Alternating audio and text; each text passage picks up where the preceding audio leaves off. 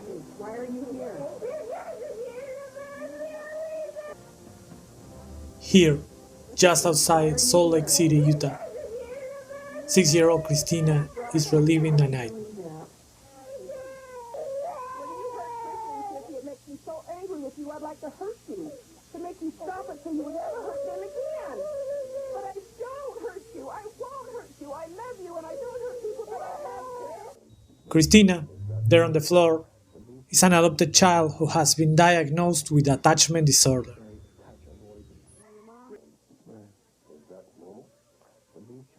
A therapy session, very similar to the one you are seeing right now, is the one that claimed the life of Candace Newmaker.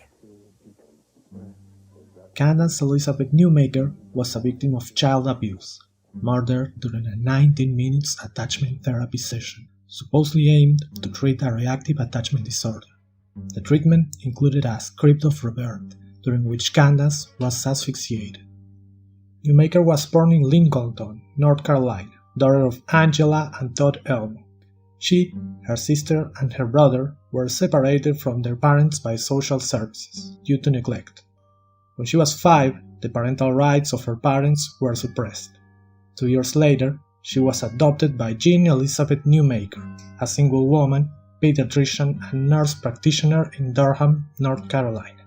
A few months after the adoption, Jean started taking Candace to a psychiatrist, complaining about her behavior and attitude at home.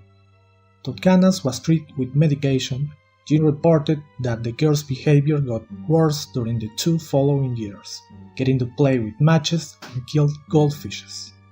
Candace and Jean Newmaker traveled to Evergreen, Colorado, on April 2000 to attend a 2-week, $7,000 intensive session of attachment therapy with Connell Watkins, to whom they were referred by a licensed psychologist from North Carolina.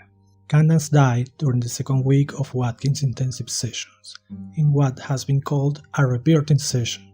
Participating in the fatal task as therapist were Watkins and Julie Ponder, along with therapeutic foster parents Britta Sinclair and Jack McDaniel, and Jean Newmaker. Following the treatment script for that day, Candace was wrapped in a flannel sheet to simulate a womb, and was told to free herself from it, apparently expecting that the experience will help her to attach to her adoptive mother. 4 of the adults used their hands, feet, and big pillows to resist her attempts of breaking out, while she complained, begged, and even screamed asking for help and air.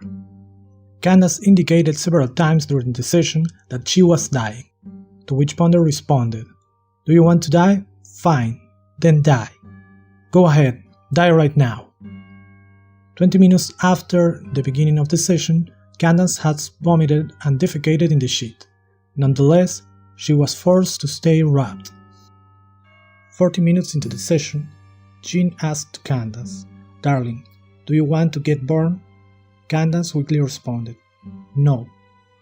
That would be her last word. To this, Julie Ponder replied, "Quitter, quitter, quitter, quitter, quit, quit, quit, quit, she's a quitter." Jean Newmaker will tell later that she felt rejected by Candace's incapacity to be reborn, and for that reason, Watkins asked her to leave the room, trying to keep Candace from picking up the pain.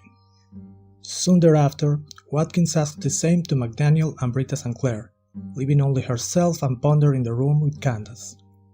After talking for 5 minutes, they unwrapped the girl and discovered that she was motionless, blue on the fingertips and lips, and not breathing. Upon seeing this, Watkins said, "Ah, there she is, sleeping on her vomit."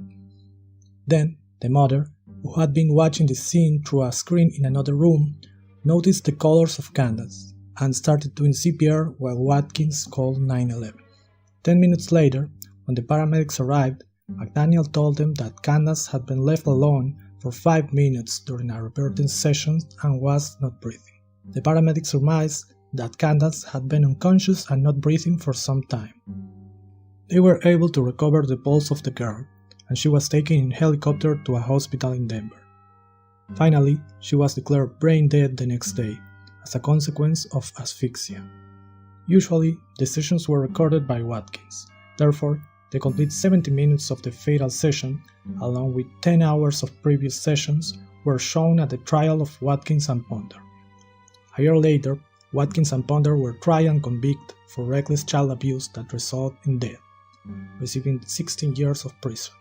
Britta Sinclair and Jack McDaniel, the therapeutic foster parents, pleaded guilty of negligent child abuse, receiving 10 years of probation and 1,000 hours of community service. The adoptive mother, nurse practitioner Candace Newmaker, pleaded guilty to neglect and abuse charges, and was given a 4-year suspended sentence, after which all charges were erased from her record.